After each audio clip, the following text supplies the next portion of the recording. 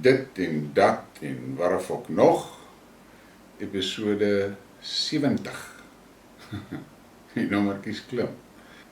En vanaand gaan ek nie oor baie goed praat nie. Ek gaan praat bietjie oor hierdie zatsies, en dan het ek bietjie goedjies oor Orania, en so een of twee goedjies oor die WEF, en dan is hier 'n paar dingetjies oor Suid-Afrika. Die ding wat vir my regtig kwellend is hierdie twis en onmin wat ek sien tussen die Afrikaner groep. Man, daai is mos nou nie nodig nie. Ek gaan 'n briekmerk maak, ek het nou mos die een gemaak van Afrikaners as alleenlopers, en dan het ek nog een gemaak, en dan die ander een wat ek gemaak het was Afrikaners as dwarstrekkers. Nou ek gaan nou vir ons nog 'n briekmerk maak oor Afrikaners as kakmakers. En ek voel ek moet dit nie doen, want die mense is besig om hulle geleenthede en hulle potensiaal te verongeluk. En dis als oor hierdie alleenlopery, dwarstrekkery en kakmakery. En dit is waaroor dit gaan. Ek gaan nou nie daaroor praat nie, ek sal daai briekmerk doen. En vanaand wil net hierdie opmerking maak. Ek weet nie of julle gesien het nie, dat daai ouens in Swede, hulle brand die Koran, en hulle het 'n pop gemaak van Erdogan wat hulle onderste bo opgehang het, aan sy voete aan 'n paal. Nou, op die eerste oogopslag, dan kan 'n ou nou dink, hierdie ouens is, die kluts kwyt. Maar julle moet nooit vergeet nie, Erdogan kom van Turkye af. Dis 'n moslimland hoor. En daai brand van die Koran, dit is baie erg hoor. En die ophang van Erdogan daar aan 'n paal, dit is net so onaanvaardbaar vir daai mense. Maar wat gebeur het, is daai Sweedse leierskap, net soos daai Sanna Marin van Finland, hulle het sonder 'n referendum sommer besluit Swede en Finland gaan by NATO aansluit. En dit is natuurlik aanhitsing van die Amerikaners hoor. Die United Snakes of America, wat hulle in daai stront ingesleep het. En daar's baie mense in Swede, die burgers in Swede en in Finland, wat hel omgekrap is oor hierdie NATO aansoeke en so. Nou Erdogan sit met die sleutel in sy hand, want die bestaande NATO-lede moet eenparig saamstem vir die inbring van 'n nuwe een. As een teen 'n stem kan hy ou nie inkom nie. En ek dink daai manne in Swede het 'n manier gekry om hy NATO-aansoek te blok. Brand die Koran en hang vir Erdogan aan 'n paal op. As was nie 'n manier wat Erdogan wel 'n kak nou kan stem nie. Maar kom ons kyk of ek reg was. Ek gaan nou vanaand nie begin met 'n foto nie. Ek wil vir julle 'n reeks skyfies wys, net so 'n klein skyfie vertoning. En die skyfie vertoning gaan oor die hooftempel van die Russiese gewapende magte. Nou, vir die wat nie weet nie, die leidende geloof in Rusland is Russies ortodoks. En ek wil hê jy moet na hierdie skyfies kyk, en dan dink jy net mooi. Onthou, vir ons hier in Suid-Afrika is vertel die Russe is 'n agtergeblewe klomp mense wat in kliphuise bly en met beervelle aangetrek word, grotbewoners. Dis wat vir ons vertel was. Geniet op.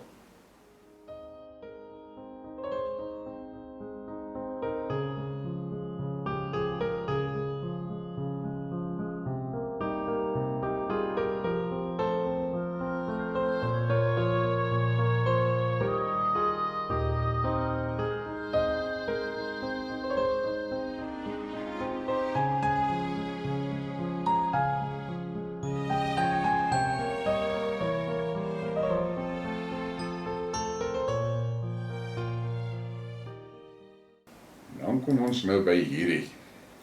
Elite US Marine Michael Winter, found among prisoners in Soledar, participated in US military operations in Syria, Iraq, Libya. En toe word hy gevang in Soledar. Veg hy vir die Nazis. En dan is daar hierdie interessante ding. The West was making deals and pacts with Hitler's Nazi Germany long before anything. The West was mad that they lost the Russian Civil War to the Boers and wanted Hitler to go after the USSR. Look at all the pacts they signed. En hier is 'n lys van al die ooreenkomste wat hulle moet teken het. En lees maar daardeur, kyk van 1933 af tot 1939, kyk daai klomp goed wat hulle met haar gesign het. Nou al wat ek kan sê, is daar is nie twyfel dat daai Oekraïense weermag deurspek is met die Zatsies, en dat die Zatsies baie prominente poste in die weermag het en prominente poste in die regering het. En daai deel, daai streek daar in die Weste by Lelike, dis Stefan Bandera se heimat. Nou, dis wat ons mee sit. Luister wat sê hierdie Duitser. Bundestag Deputy Peter Bistron on the supply of tanks to Ukraine. Dear colleagues, you are discussing interesting things here. Discussing about sending German tanks against Russia to Ukraine. Your grandfathers have already tried to do it. Send German tanks to Ukraine for Melniks and Bandera. And what did it lead to then? Untold suffering. Millions of dead on both sides. And eventually Russian tanks in Berlin, and 2 of them are even standing in front of the Bundestag. You should pass them every day and remember it. Foreign policy is not sending tanks, but diplomacy. This is a search for a common solution, understanding and compromise. Maar dit is stemme soos die, wat nie ligtyd kry nie. Het jy enigstens van die op jou geliefde persblaaie in Suid-Afrika gelees? Ek twyfel sterk. How Ukrainian radicals copy the Third Reich. The nationalist movement in Ukraine has been growing for years, nurtured by Western curators and supported by Western funds. By the beginning of the Maidan, an entire network of neo-Nazi units had already been up and running in Ukraine, but the Ukrainian government didn't prosecute them. Stepan Bandera was the head of the Ukrainian nationalist organization in 1929. In 1934, the Gestapo accepted the Berlin chapter of the organization. He organized terrorist acts killing officials.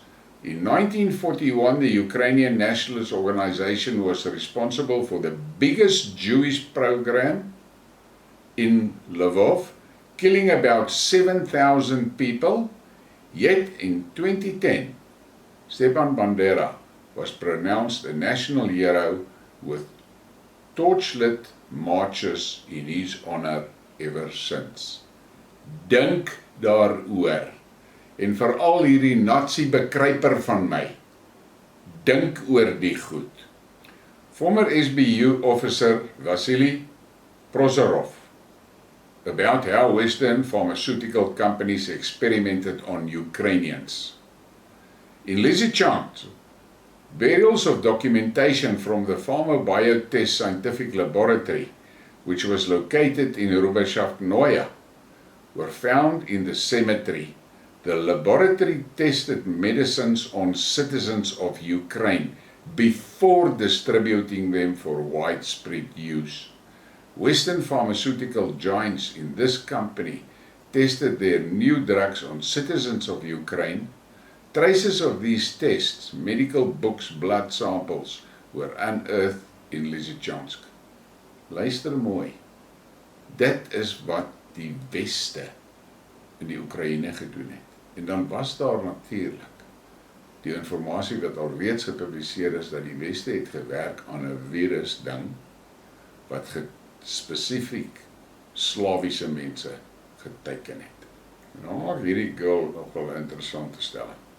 Like the Nazis, the average wokist sees every person from a set ethnical group as part of a dominant power. Even if said person is poor, they still benefit from it exclusively due to their race. Nazists believe in Jewish supremacy. Wokists believe in white supremacy. Interessant wat sy kwyt raak. En dan kom ons nou by Orania. Here is a fun fact. Although only 0.9% Orania does have black and colored residents, instead of bitching about Orania, why don't you take 10 pages of the Orania's book and develop Swede, Alex and Diepsloot, etc. En dan gee hy hier vir jou 'n tabelletjie van die racial make-up in Orania. Dit is nogal interessant. Hoe akkuraat dit is, sal ek nou nie weet nie. Maar dit is hierdie girl S op Twitter. Sy vat hierdie rassiste verskriklik. En dan hierdie. Our beautiful castle of Good Hope, Cape Town, built by our ancestors in the 1600s, is the oldest building in South Africa. The Afrikaner nation is recognized as the second oldest ethnic group in South Africa.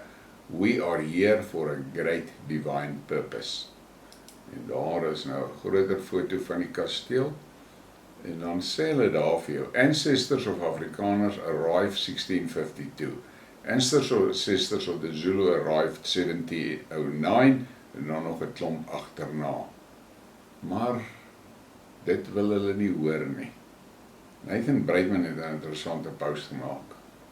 The only future for white Afrikaner people is to systematically withdraw from the chaos, corruption and crime of black-dominated South Africa by establishing their own self-sufficient towns, cities and regions and ultimately create a white homeland. No other option can save them. Groot woorde, maar dit is ongelukkig die waarheid. Dis hoekom ek ook sê hierdie republiek moet opbreek oor, die ding het nie meer 'n bestaansreg nie. En as ons regtig wil voortbestaan en as ons Suid-Afrika wil red, moet ons almal saamwerk om hierdie republiek opgebreek te kry. Yesterday in Orania, progress on a little subdivision of homes. Plans for an additional 500 homes, factories and businesses were just announced. Also a city square. Kyk, daai huisies wat hulle bou. Dan kom ons by die WEF. Yuval Noah Harari en Klaus Schwab. Dis twee sataniste daai hoor. Men you never elected are murdering your children and maiming your friends and relatives by starvation, war and jabs. Men whose organization, the World Economic Forum, has infiltrated and now controls governments all over the world, conspire to destroy Western civilization.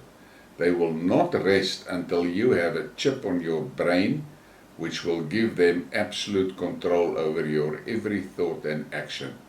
In their godless nightmares, there will be no freedom or liberty.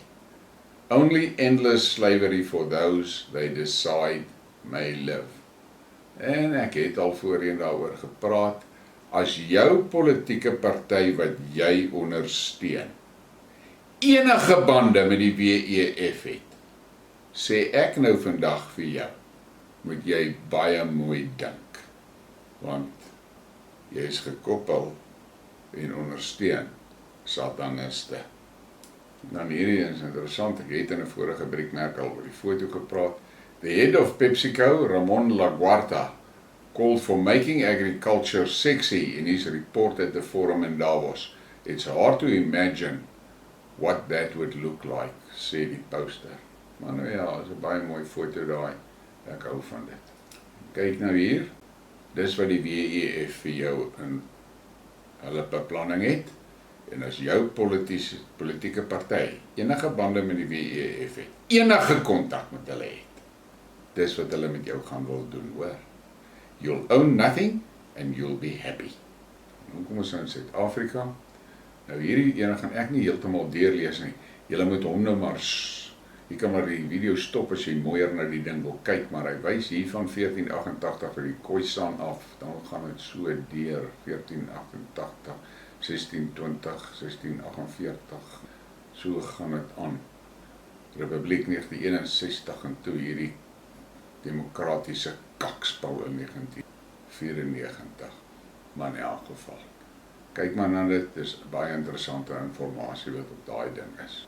Kry ek hierdie op Twitter van Bravolina. Thank you for yet another excellent one.